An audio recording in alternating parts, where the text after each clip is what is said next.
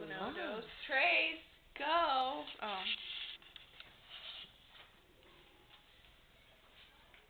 Okay. Today, I want to talk to you about the Credit Card Legislation Act that was passed in 2008 and how it affects the consumer. There's 8 things that a consumer should know about the new bill that's passed.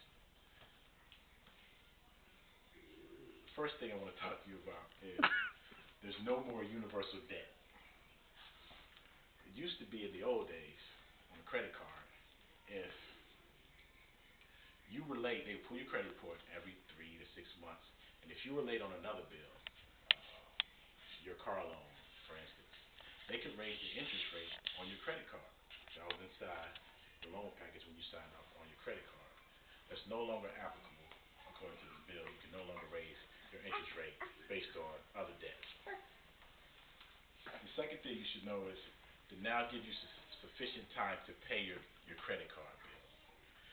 Used to be they had certain things on the credit card. If you were one day late, you weren't technically late in the sense of you get a bad credit rating, but they could raise your credit card, they could raise the interest rate on your credit card just based on the fact that you were late 24 hours. According to the new legislation bill, that no longer can do that. The third thing you should know is there is a proper time that you should be notified for rate increases. It used to be in the old days on credit cards is you never had to be notified of a rate change.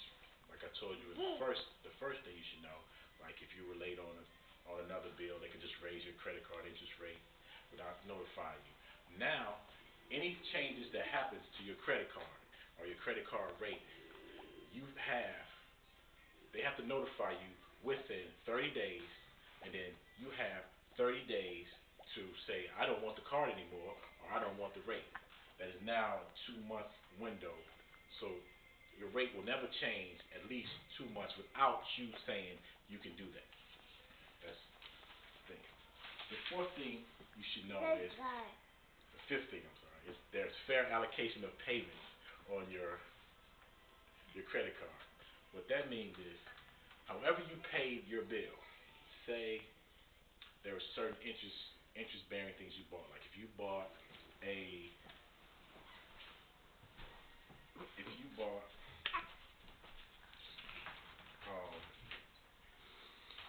television, for instance, you bought a television, and the rate for it at the beginning of the month, then you use your credit card to rent a car at the end of the month, and there was a rate change inside of that. You made a payment. They could take the payment and put it to whichever is the highest payment they want, whichever has the higher payment on it. It was up to the credit card company's discretion. Now, whenever they make a payment, it has to be applied to all the debts on your credit card. That's a new form on the bill. The bill now no longer allows them to determine where your payment is allocated to. The sixth thing is the right to set limits on your credit. There is a thing, and this is very important to consumers, is over the limit fees were the major charges that were happening to credit card consumers. Is, let's say, and what I mean by that is, let's say your credit card has a $500 limit. Credit card companies would allow you to go up to $600 without stopping you. Even though they told you your limit was $500, they would allow you to go to $600 and then charge you a fee for allowing you to do that. You can no longer do that. From now on, your credit limit is what it is. You can sign off, you can have an option to go over your limit if you want to, but they can no longer charge you over the limit fees or let you go over your card limit. Those transactions, if you go over your card limit, will be denied. The seventh thing is there's no more double cycle billing. What we mean by double cycle billing is during our normal cycle, which is say a 30-day cycle, you have a certain interest rate based on what you were purchasing. And that's the interest rate that you signed for.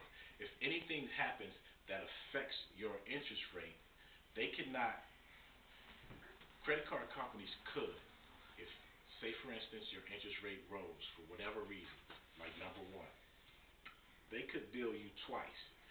Like when I told you the first, if your credit was bad and they changed your rate, they could bill you for the first payment of the month, and then at the end of the month, they could bill you again based on the new interest rate. It's no longer that. It's no longer applicable. They can no longer do that.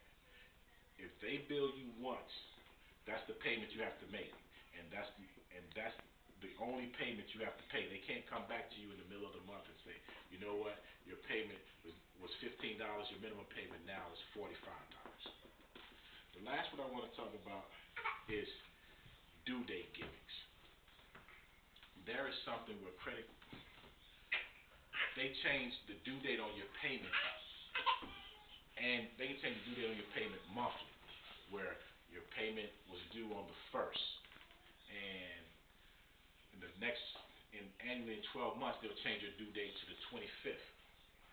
So your payment becomes late, say from January to December. Your due date was the 1st of the month.